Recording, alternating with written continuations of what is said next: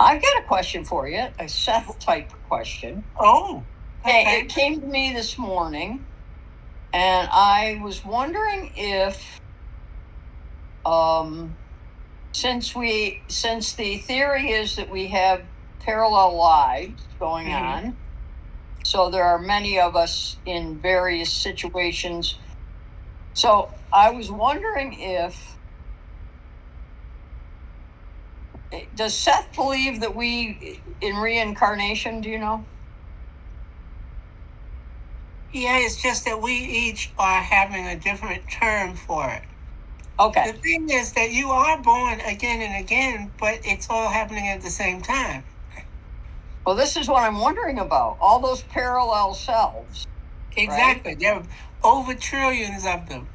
Are they do they pass on at the same time? Are they reborn at the same time? No, there is no such thing as time. Let's deal with that first. And then that will make the rest of your question adjust. Because there's only now. That's what Seth is saying. Now is all there is. And in the nature of personal reality, I don't know how many of the other books where he actually said the words, but in the nature of personal reality, he was trying to get us to understand, quote, the point of power is in the now, unquote. Okay, but is there death then? There's no such thing. Okay. We are in a play. And every play has a beginning, a middle, and an end. You've got act 1, 2, 3, and, the big hurrah at the end. That's what we're in. We have written it. We're the authors of this play. I mean, I think we have a physical death, but not our but it doesn't exist. Die. It's just part of the play, the way we've written this whole cultural thing we're in. We've come to the earth and we're going to live a life, quote unquote. And a life includes being born and dying. It's your entrance onto the stage and your exit. It's a narrative that includes time, but time in and of itself doesn't really exist. Doesn't exist. We use it as a way of illustrating our play. But we're what happens with that play every second. What happens with those parallel selves? They're doing the same thing. They're living a different narrative. Right. Yeah. They're in a different play. Some of them are here. Some of them are in other galaxies. Some of them are in other universes. I mean, we don't know how extensive the mix is, but we're in it. Your higher self is just a bigger level of you that knows a little bit more. It's on different lives and personalities. It knows more about, it can see a lot of your other lives that you're living. So it can advise you about, don't get upset. You're going to only be this, and this, and don't worry about it. But I could die. Yeah, right. But that's just moving your attention to another one of you. You take your attention off this, and you're gone, and you go to pay attention to something else. Oh, hey, sideways. I sure am. I see that. I'm even sideways on my own. Okay. Because my computer will not connect. Welcome to something, and I have this wire connected because it's deader than a doornail. Let's see. See why I said what I did about what was coming? Well, yeah, I get it. Real. Hello, cutie. Hi, Martin. They put out a reel that said that to get ready, which is part of what I'm going to talk about today. Brace yourself and get ready, because in a couple of months, everything on the earth is going to go through a sudden stoppage of energy. All your systems and things and machines and stuff are going to stop. And they say it'll take about 3 days while the earth realigns itself, etc. For all that's coming. But that means the electronic impulses and everything that we've created are going to subside for a moment while the other group takes over. So they said, get ready, don't be shocked and don't be scared. Just chill out and know that you'll have 3 days of no electricity, no devices, no nothing. Okay. And then I get here, and today everybody's already talking about, oh, I'm having trouble with my system. Oh, everything went off. Yes. Prepare yourself. That's just exactly what my talk today is about. Wow. I thought, how do I tell them this? Well, it has been an interesting 2 weeks. Hey. It really has. Welcome to 2026. Yes, ma'am. What is today? Like the 16th? Yeah. Yeah. All right, let me turn this off. You guys, Mickey, carry on. Yeah. Oh. Mickey's eating breakfast. Goodbye. Carry on, That Mickey. reminds me of that song, Carry On My Wayward Son. There you go. Carry on, my girl. I'll be peaked when we are done. Well, Carol, did your question get completely answered? Yeah, I mean, it is certainly something I have to wrap my head around, you know. Yeah. But yeah, that makes sense. The other thing is, okay, I did have another question. So all these parallel selves and all these narratives that they're creating, does one person, Carol, create all the narratives? No. And then that creates all the parallel selves. You are all of them. You don't have to, quote, create each one. They exist. And it is But my you said we create take on the it. narratives. You said we create the narratives. You create the one you're in. And each of them has the same autonomy that you have. I mean, it's not waiting So for my you to tell it what to parallel do. are other Carols. Yes. Totally separate. And I'll tell you something. It is said, when you interact with one of them, which you can do, but when you do, then it creates others from that. Like whatever the connection is also has its own autonomy. You have now created another version of Carol. Okay. This is the Carol that can be in touch with one of her other selves, quote unquote. You know, so it's an infinite process. What's the purpose of that? How does one benefit from having all those parallel selves as separate? Our purpose is to be a mirror to ATI of how it can be itself. If I go down there and I do this, then I'm this one. And if I go and I do this, I'm that one. And each one is giving me feedback of what it's like when I do this or this or this. So there is one Carol somewhere. And No. I'm saying there's one ATI. Maybe. As far as we know, that's another part of how we see things. We think of it as there's this one at the top, but there could be trillions of those too. We don't know. Yeah. There's no way to know because we're not on a level that deals with those particular awarenesses. Mm-hmm. It's like saying when you're at the picnic and you're swatting flies or you're trying to get rid of the ants.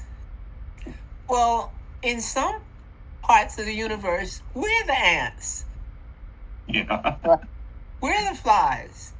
How does that feel? Like, oh, what's happening to me? I think that's what's going on here on Earth, honestly. I agree. We're the virus or the bacteria that is infesting the Earth. Yeah, I agree with that. You could look at it that way because we've created the concept of a life form that can infest. When the truth is told, viruses have just as much right to exist as we do.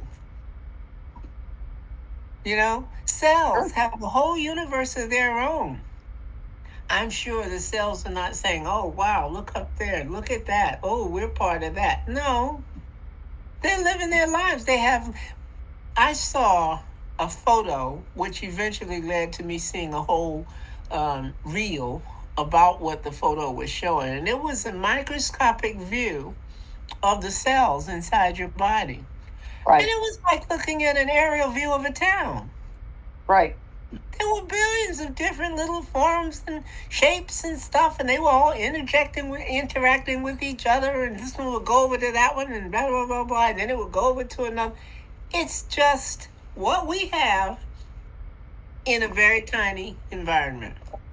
There was a animated short film put out back in probably the 60s called Cosmic Zoom. Oh, interesting. It did exactly what you just said. It zoomed into the individual cell in a person, Right. and then it zoomed out to the universe, and it showed it showed the sameness of that. Yes, it is. Yeah. But So, if you look at anything you examine, you will find the same structuring, the same format, the same things going on over and over and over and over, like a holographic, what do they call that? When it has iterations and iterations and iterations. mhm. There's a word for it. It's not a picture of a little part, it's a picture of the whole. So no matter how you slice it, you're going to see whatever it is. Is that it? Fractals? Fractals. Thank you. Thank you. Thank you. Duh. Boy, I was struggling with that. Well, you were almost there with fragments. Yeah. Yeah, that's We're close, but getting there. it wasn't the word I was looking for. Right. Fractals, Yeah. that's it. Because when you study them, you will find that, like the Mandelbrot, thing, it's the same exact structure over and over and over and over and over, no matter what. Just bigger or smaller, but the more you look at it, you realize you're looking at the same thing over and over, morphing into whatever, but it morphs in perpetuity, Mm-hmm. And to me, I started to realize that, wait a minute, I'm seeing the same structural format repeating and repeating and repeating, and saying, wait a minute, we're all little tiny versions of this other thing. Mm. Yeah. And yet, why would it keep creating the same thing over and over? Because it's creating itself. It can't be anything else. Mm. When you say we are sparks from deity, we're little sparks off of a certain fire. Well, when a spark pops out of a fire, it doesn't suddenly change into something else just because it's tiny. It's still a glowing ember of fire. Mm-hmm. It doesn't last as long as the whole conglomerate, when it can depend on all the other bits, to still be a fire. But as it breaks off, those little sparks are still the fire. And so, to me, ATI only knows how to be ATI. Now, it finds ways to mirror back to itself what it is. But as infinite as it is, it must be hard to get a chance to see yourself, because there are 100 billion trillions of versions of all that you can be, all that it can be. Because it can be absolutely anything, or quote, everything. It is everything. It's all that there is. There is nothing in existence that is a part of ATI. The good, the bad, the ugly, everything. And add time to that mix. Huh? Add time to that mix, because it's all time. Because time doesn't exist. Death doesn't exist. Birth doesn't exist. We don't exist. We're mirrors of All that is. Yeah. Yeah. We're just little thought bubbles. Yeah, exactly. I find that that you're asking about, Carol, to me, it's the absolute crux of what it takes to even read Seth. People say, oh, well, I'm going to read Seth. Let's see. Everybody's talking about it. Let's see what this is about. And then they recoil and back off and close the book because they don't want to hear that time doesn't exist. They don't want you to say there's no such thing as death. But I lost my husband. I lost my mother. My baby died. Oh, it didn't. It's still there. Now, when we're in the mood to think of things as reincarnational, as you mentioned, it's just a structure we use to try and address the fact that there's so many versions of ourselves. So we still want to hold on to this concept of time. So we make it happen one after another, but actually they're all happening at the same time. Now, that's where the rubber meets the road, and that's where people decide, oh, that's just bull. I can't get into that shit. Okay. Nah, that's I think garbage. what leaves me a little hollow about it is purpose. How do you mean? What purpose does it serve? That's good. That's who we're serving. Ask him what he gets out of it.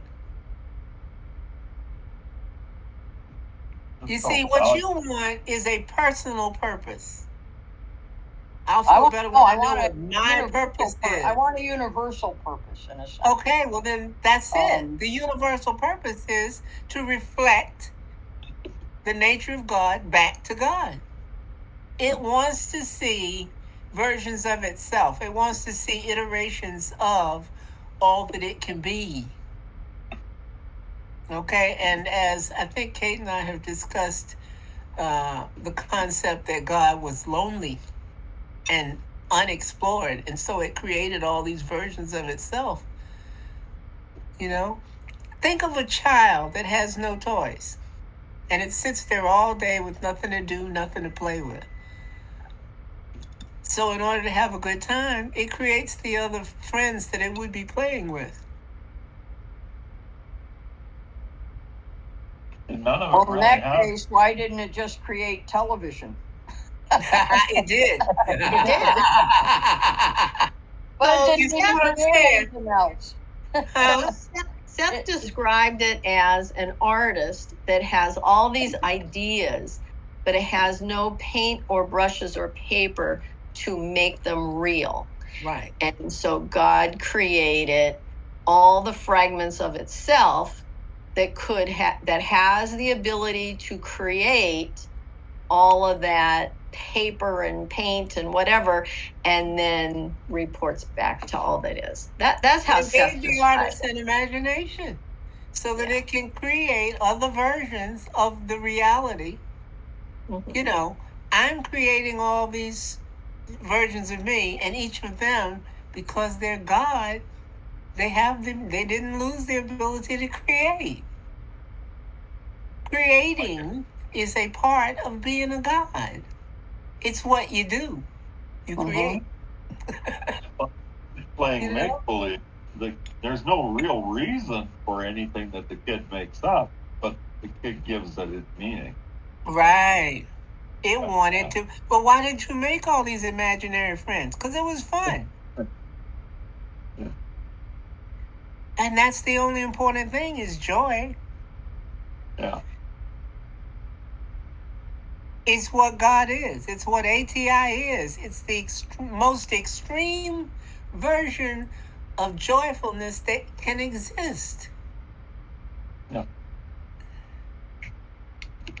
So it created contrast. It's got the good and the bad and the in-between and a little bit like and whole lot like, and it made all the trillions of versions that are possible.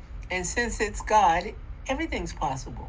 So there are trillions of versions of how to look at reality that we haven't discovered yet. You know, we're just about to have disclosure and contact, open contact. A lot of people can't handle the idea that there's anything else other than us in the universe. Well, they can't even handle the idea there's other than on this earth. Right. And that's true too. You know, there are so many other life forms on this earth that we don't even know about yet. I've studied a lot of different pundits who are talking about the fact, for instance, well, Bashar is one of them, who's saying before the Anunnaki messed with our DNA, took little pieces out and put little pieces in, and then we come forth after much evolvement to be who we are. If it had not bothered with the original hominid that was on this planet evolving, then what you would have, the original version of us is what we laughingly call Sasquatch. And they're not as big and hairy and dumb as we think. They're very, very super intelligent beings. And they can go through portals to other dimensions and we can't. Well, we don't know that we do, but we do. But they do it consciously. They've evolved in ways in their existence that we haven't done in ours. So there's loads of... When you go down to, I think it was 20,000 feet, under the sea, they found versions of fish that they had no idea. There's some fish swimming around with their own lights down there because it's black dark. But then there's fish that have lights. You know, who would have ever thought of a fish with a light? Get out of here. But it's true. The guy that took the Patterson film was a friend of my father's, so I grew up with Sasquatch. Oh, really? Yeah. That is fabulous. Yeah. That was the biggest. No wonder you're weird. There you go. Yeah. You're in the right place.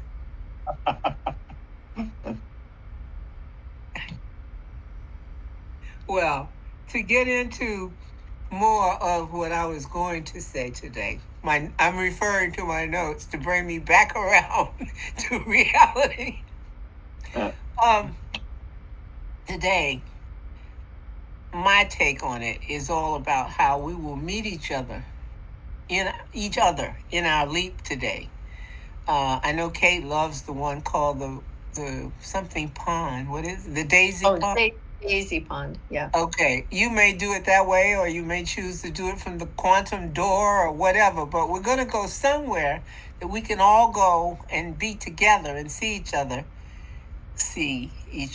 in our meditation. We'll all be sitting around, and then I want us to first embrace each other person, not quite literally, but in your awareness, to literally aim your attention at, I'm going to concentrate, oh yes, I'm seeing Kate, oh, I'm seeing Carol, oh, but you become aware of the others who are there with you. Okay. And from that awareness, you are to offer them energy and regard. You become aware that, okay, I see you and I can feel you, and I like that. I'm offering you the best energy I have. I'm extending myself to say, here's part of me that wants you to know how much I care about you. That kind of thing. And in order to help and accomplish whatever your particular challenge is, because there are massive, massive, massive challenges coming in the next 2 weeks. And even further stretching beyond that. But for the immediate next 2 weeks, it's the beginning, the lead-in, prelude to some huge changes coming down the pike, just in general in our awareness, in our lives, in our planet, in our country. And, everything is about to have massive upheaval and changes. Well, we can see that because that's what we're going through, in terms of the stuff going on in the country. Who would have ever thought, if you had talked to me 5 years ago and said anything at all that we're seeing now, I would have called you a liar. That's not possible. Yeah, it is. We're in it. And so it's going to morph again. There's more. This is not the end of the challenge that we're facing. There's a lot more.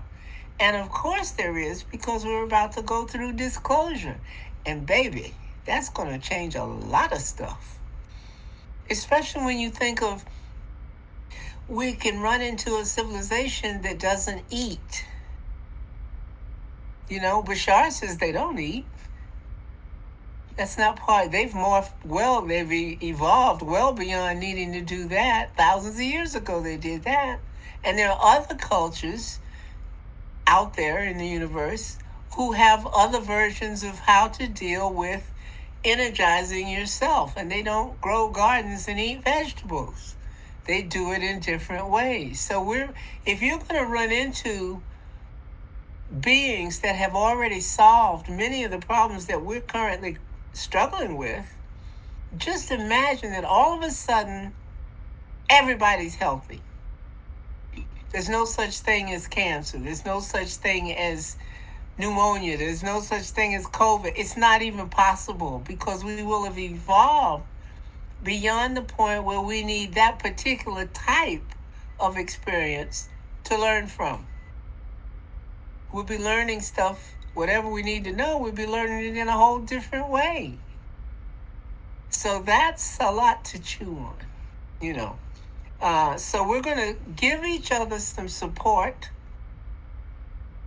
to try and share the energy that we have here. And I think we have a very unique energy in our little bunch. And I think that the nature of it is such that it's worth preserving. It's worth us pulling together, and we each hug each other and we group together and say, okay, it's us against the world. We will, whatever wind is blowing, we're going to tilt against that particular wind, or we're going to tilt against that windmill, to be Don Quixote about it. And it's something that we need to do. So I think that today it's something that I was showing Kate. I got a sheet of paper and I folded it in half. And then I cut around it. There's the fold over here. And I cut around it like that so that when you open the fold, you have a heart. Oh. It is showing us exactly how to do what I was talking about. Ooh, hers is prettier than mine. No. That's the shape I was trying to get. There you go. That's much more balanced. Okay. Got it. But we'll cut one of these and you put your name in the center. This is a point for you to put your attention on. That's all it is. And when you do that, then we can share them with each other, especially when we're meditating. You're going to literally hand your heart to each of the other people in the group as we meditate to say, I'm giving you energy. I'm giving you my attention. I'm giving you my support. I'm giving you my regard. And together, we're stronger than we were alone. That's why we keep coming back here. We're not coming here for the fun. We're just coming here for the strength. But that's what today is all about, because it's all about the challenges that are coming up on your horizon. And you get support and solidarity. So strength is the garden in which, what did you said we're not? Oh, fun can grow. How's that? Say that again. We're not. Strength is the garden in which fun can grow. Yes. Yeah. Now, a lot of times fun grows without any strength. And then that's some of those other forms of fun that aren't that great, but they're fun. We do stuff all the time. It's fun, but it wasn't good for us, Well, maybe it was in one small way. Yeah, exactly. Was it worth it just because it was fun? And I think fun is that important that, explore that. Does it serve you or not? You explore the thing. As Bashar says, you get involved in something to see whether it serves you. And if it doesn't, fine. Don't say, I wish I'd never done that. But you wouldn't have known that that particular thing didn't serve you. You got to make the choice. You got a chance to decide. You were godlike. You know, you could explore the yes or no of it and decide to create something that comes down one way or the other on the side of it.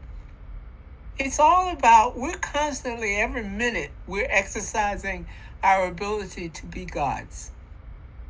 Smaller, yeah, okay.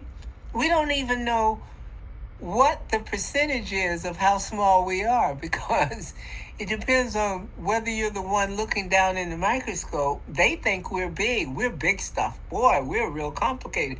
But we don't know about the stuff above us. So it ought to keep us humble. Ha ha. Fat chance. I wish. But today is all about support and solidarity. Now, why should we offer to help and intercede on behalf of another?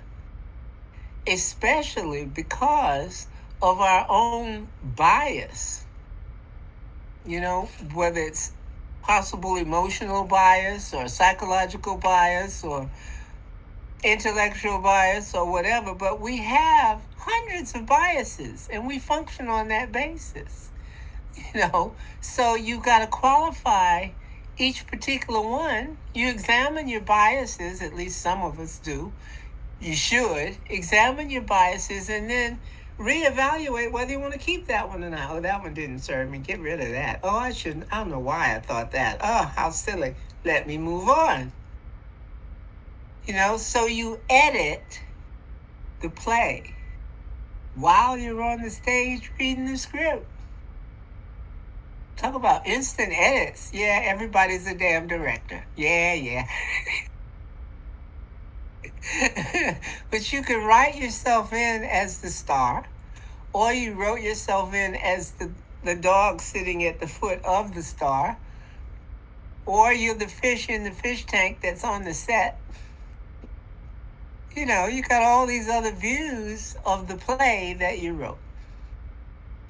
So that's what we're all about. And so today we're going to kind of pull together and do a group edit. We're going to start figuring out a new edit and move forward and get through this. Hey, we're here. There's only one way out. All But right. it's all about examining ourselves, making choices.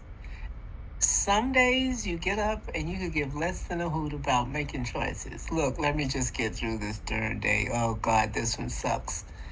Yeah, and that's okay. You know, we're not going to do massive rewrites every day, all day. Some of the time, we've got to live with what we decided and then figure out how we feel about it. So today I'm just saying, okay, we're going to do this together so we'll be harder to attack. The circumstances coming up for each of us. And I don't pretend to know what your particular thing is, but I guarantee you there have been some challenges that arose in the last 48 hours. And they're going to keep growing. So, let's get ready. Everybody got an umbrella? Everybody got a shovel? Everybody got some dish liquid? Who's got a flash wipe? You know, Liquid. Oh my God. whatever tools it takes for you to try and make your day right with whatever's going on. Oops, where is the vacuum? I didn't mean to do that. God, 2 days ago, in order to not bring the great big salt shaker, the salt container the way you buy it in the grocery store, that big plastic thing, on my tray here, I have a very small little saucer. It's not exactly a saucer. It's a thing to hold wasabi. You know, a tiny, tiny little container. And I poured the salt in that so that I can always have a little bit next to me on the tray. And didn't I knock that over? It went all over the rug at my feet. It went all over my bedroom slippers. It went all over everything. So it's like, oh God, where's the vacuum? Oh, I got to pull that out. Oh, I got, that's what's going on right now. And it's building, folks. So we have in this new moon a conglomeration of planets that are all in the same sign, all in the same spot, and they are all doing stuff to each other. Some of it is indescribable, some of it is unmentionable, some of it is joyous and great, and some of it is just downright vile and mean, because one of the planets in the midst of that is Saturn, who rules hard lessons. And baby, when I say hard, I mean hard, and I don't mean the good kind. Okay? So, get ready. The best thing I can say, rather than taking each planet to say, well, this one with that means this, and this one, just get ready. We're all going to have our galoshes and our umbrellas and, the mop, the broom, everything that you might need to clean up your act. Get in the corner right now. Get ready. Okay. And always on the new moons, it's about setting intentions for what you want to come up, what you want to manifest coming up. And I have put together a meditation from Bert Goldman about the Bhaga. Oh, yeah. Now, the Bhaga can be a very significant tool to make whatever your intentions are stronger. So when Mickey's talking about cleaning up your act or cleaning up the mess that's been made by somebody else, you can use this Bhaga to make your work better, work harder by working less. Sort I remember when you first told me about it and we did it, and I was like, what you talking about? What the? Exactly. So in the different kind of classes that I have taken, people have told me to do this, but nobody ever gave it a name or said really what it was that I was doing. And I just rotely listened to what they said and did what they said. And it did seem to work. And then I had a meditation with Bert Goldman, and he gave it a name. Yeah. And he explained how it worked. So this morning I went and found his meditation and I transcribed it as best as I could so that you can get his teachings pretty accurately. And this will give you another tool that you can use. And then we will go into our quantum world with our hearts. And don't forget to use the Bhaga. So, and in the alpha exercise I'm going to do, it tells you exactly how to do it. It's easy peasy. Excellent. Yeah. I love that he gave it that name. He's so silly. Oh, God. That's one of the best things about him. So, according to him, it came from Korea. It came from an old Korean, I don't know if he was a priest, if you'd call him a priest or a healer, but it was a family that he stayed with. He was there after, not during the war, he was in like the cleanup after the war. And he became friends with this Korean family. And they're the ones that taught him this. Interesting. So it is an ancient teaching, and I guess Bhaga, I don't even know what it means, but at least I felt like it was more real once I had a name for it. Well, it's such a Bert kind of word, I mean, Bert was a nut. I mean, that was one of the best things, aside from the fact that he was over 6 feet and he was gorgeous. But other than that, he was an absolute nut. And that was what gave such a really fun vibe to studying silver mine. He came in with his bag of tricks and magic, and he was a nutcase. Yeah. And we loved it. We loved it. So his part of this is the beginning of what I'm going to do. And then I'm going to bring you back into the meditation room. And then we're going to go right back out into another quantum jump instead of just ending it at the first piece. So, you're kind of like getting 2 in 1. That works. Absolutely. That works. Absolutely. And it's all about the fun. I mean, like Seth was stressing that if you don't like it, don't do it. Right. And that sounds over simple, but it's really true. Well, I can't help it. I have to go to work but you can go and find yourself something to work at that is more to your taste, more of who you are. Mm-hmm. In order to make the big bucks, well, let's look at why you need the big bucks. There were people who live in little huts in the woods and they're very, very happy. If you're willing to do this, you can have this. But if you're not willing, then you could have that if you're only willing to do that. And, it's that whole thing of how you cut something proportionally. It's the yin and yang. It's 2 halves and they're opposite, black and white, but you cannot. There is no way to cut it that doesn't have a tiny bit of the other color in it. So there's the side of any situation where here's the good stuff, here's the not so good stuff. Which version of how you cut it are you willing to work with? What serves you? Self-knowledge. What is it the Greeks had over the temple door? It said, know thyself. Well, that's the key. That's it. Know thyself. Yep. And the extent to which you do will dictate how the rest of your life goes. I did a lot of stuff I shouldn't have been doing because at the time I did not know myself. There's so much stuff I didn't know, and I was out there doing all the wrong stuff. Not wrong in terms of it being bad for anybody but me. I mean, it just wasn't the stuff that served me, and I didn't know any better. I was just doing what they said you ought to do. Here's how you adult. Which sucks. Mm-hmm.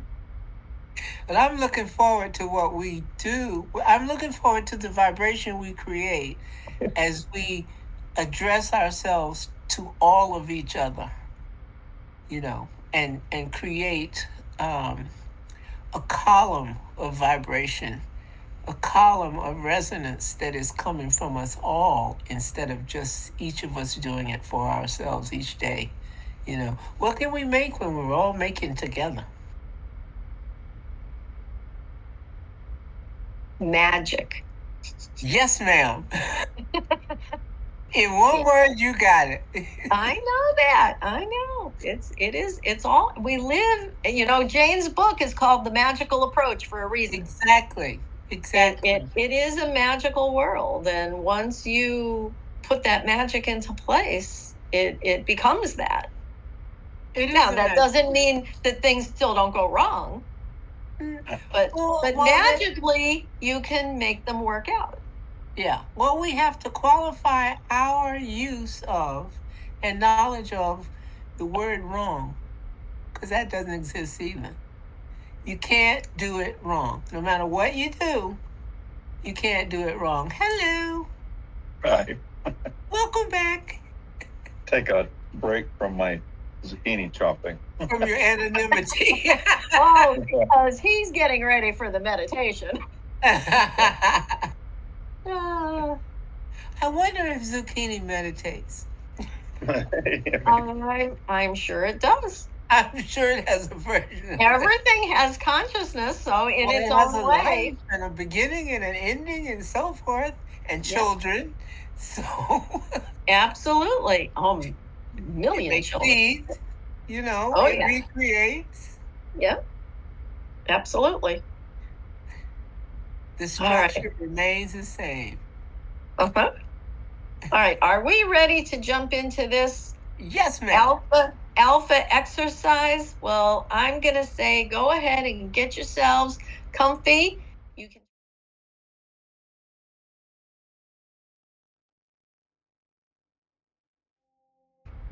All right.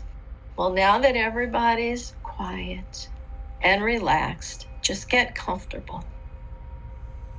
This alpha exercise that we're going to do will introduce you to utilizing the power of the Bhaga.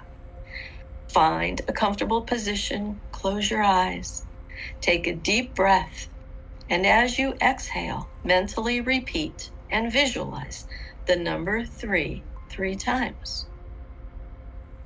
Take another deep breath, and as you exhale, mentally repeat and visualize the number 2 3 times. Take another deep breath, and as you exhale, mentally repeat and visualize the number 1 3 times. To help you enter the alpha level of mind, I'm going to count from 10 to 1. On each descending number, feel going deeper. 10, 9. Feel going deeper and deeper. 8, 7, 6. Deeper and deeper. 5, 4, 3. Deeper and deeper. 2, 1.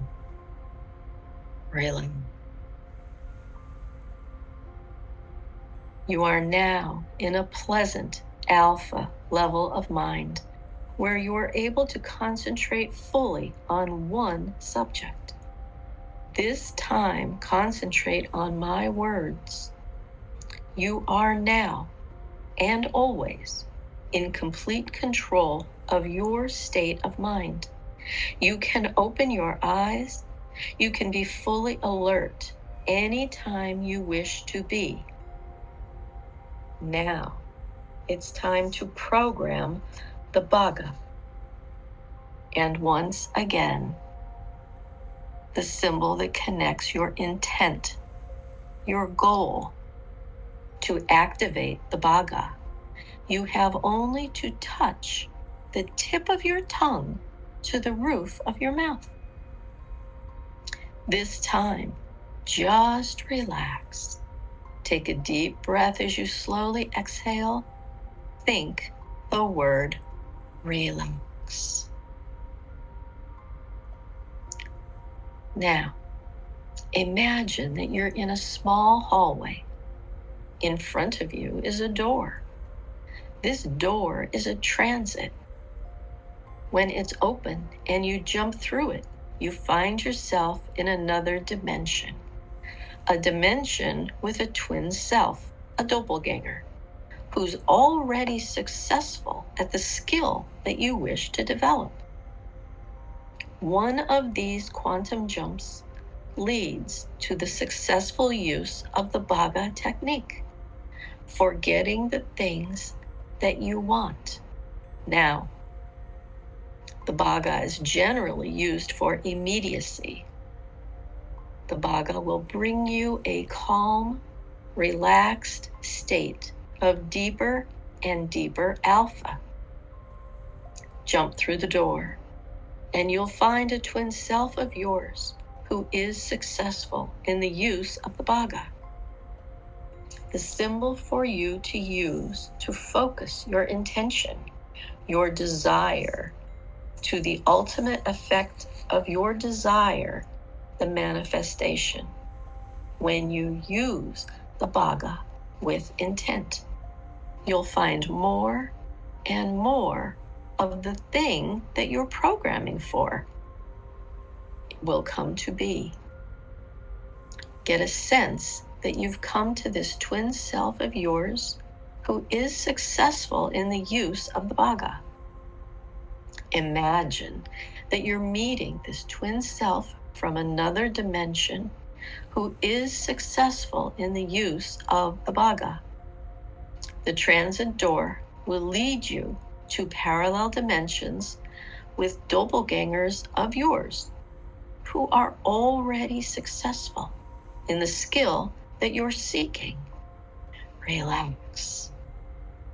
Allow yourself to relax and enjoy the alpha state.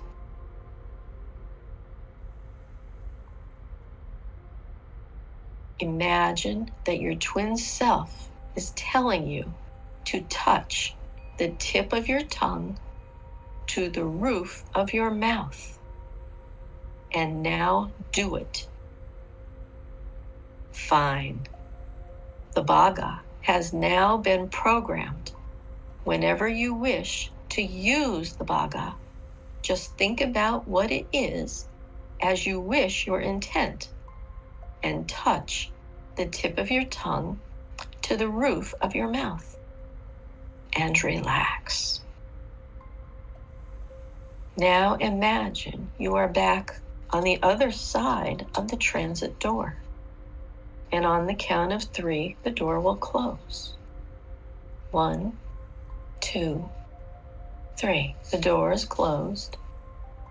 Now, I want you to imagine all of us together with our hearts in another dimension, giving each other the support and the love that each one needs, creating a beautiful circle of support. Now that you have that experience in mind, on the count of 3, again, the door will open and you can jump to that dimension. Remember to use your Bhaga and enhance your experience. Enjoy. I will give you plenty of time. 1, 2, 3. The door is open. You can now jump to the dimension of your imagination.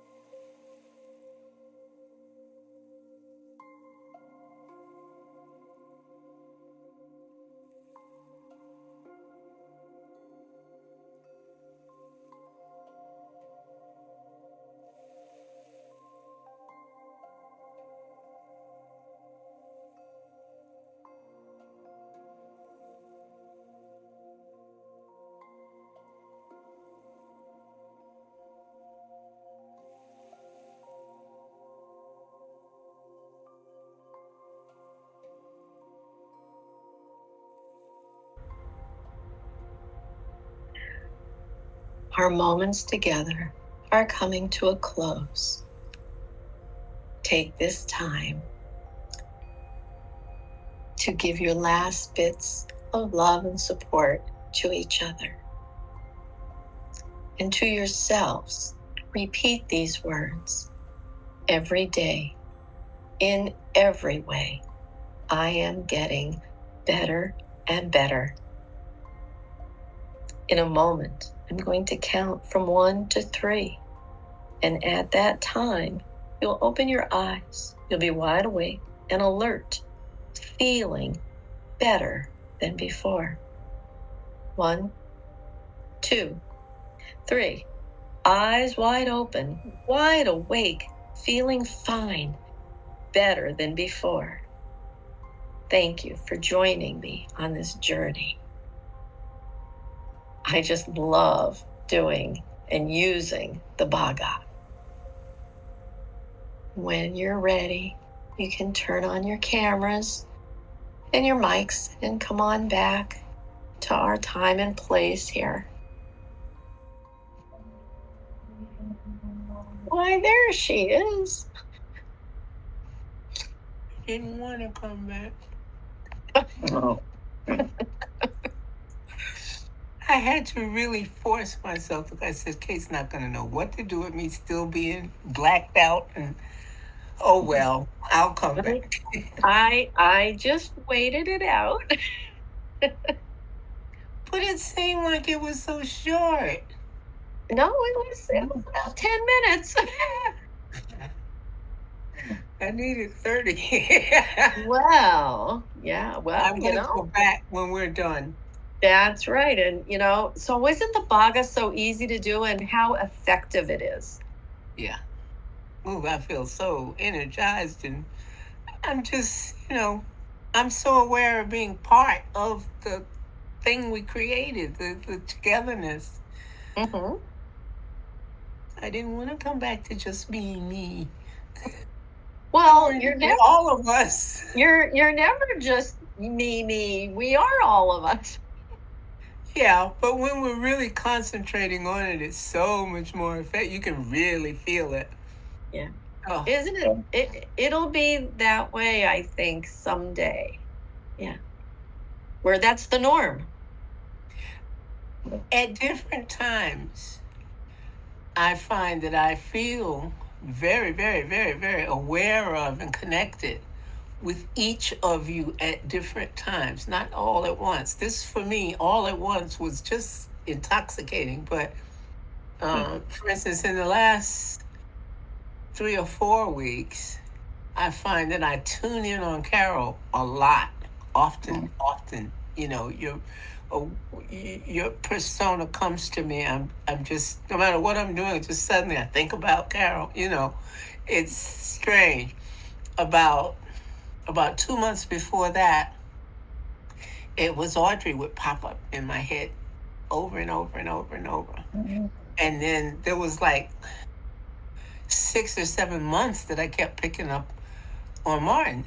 It's just amazing because I thought, well, I think out of us all, I know you less, Martin, than anyone else.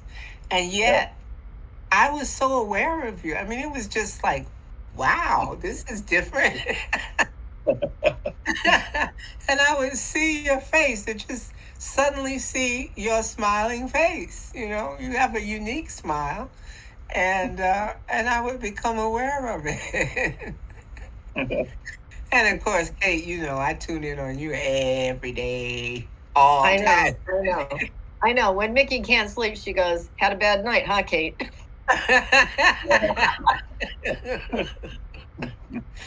Oh God! But the awareness of us all as a unit in a spiral, like I saw a column of energy that was twisting like the DNA does. That's but exactly it was what I'm like, a spiral. Yeah. Yeah. Oh, yeah. Awesome. Yeah. I could just really, really feel that. So I didn't want to turn it loose. Well, we didn't tell it to turn it off. We just had to come back for a little while. Yeah. Yeah. And you know what? used that Vaga to quantum jump right back to that same place with that same feeling. Yeah. Right. It's so effective when you use it for different things, when you point yourself to apply Baga as to facilitating something. I like that it's so effective. So how I originally learned it was to do Reiki attunements to make them stronger. And I was told that it was a way to focus the energy. And it was kind of like a Hail Mary or like Om Mani Padme Hum. So it's that same feeling. Yeah. Interesting. Very interesting. And there's so many different things that do the same thing. I mean, depending on what culture you're in, you cut into that, and whatever it is that they see as their spiritual awareness, it's always with that same tool there for you, you know, like when you mention meditations and stuff. Everybody's got their own name for it, but it all does the same stuff. Right. But what Bert did that was different was he gave me a tool that I could apply to anything. Yeah. Whereas the other people that gave me the tool, they gave it to me to use for a specific reason because I didn't know how powerful the tool was until Bert came into my life. Yeah. Interesting point. Yeah. Well, absolutely. And you know, I went back to my one teacher, and she did not know a name. She was taught it the same way she taught it to me. And then I told her about the Baga. So, yeah. So, you know, different teachers that I've had have come full circle. Yeah. I love it. Well, this was nice. This was very nice. Well, we had a rocky start, but we had a very good ending. Yeah. And look at the time. It's almost 3 o'clock. I just realized that it feels like I'm in the same room with you all, but when I sneezed, I covered my mouth. We didn't hear you. It's like, why did I just do that? Aww. I love it. Yeah. Well, this was great. I have got so much editing to do, though, and I'm really looking forward to listening to the conversation from when I was absent. Oh, yeah. Yeah. Oh, yeah. Yeah. So thank you for carrying the ball, Mickey. Well, we started off with a real actual bang because Carol brought up a question that was loaded. It was, you know, the whole essence of Sethism and every ism. It was all isms.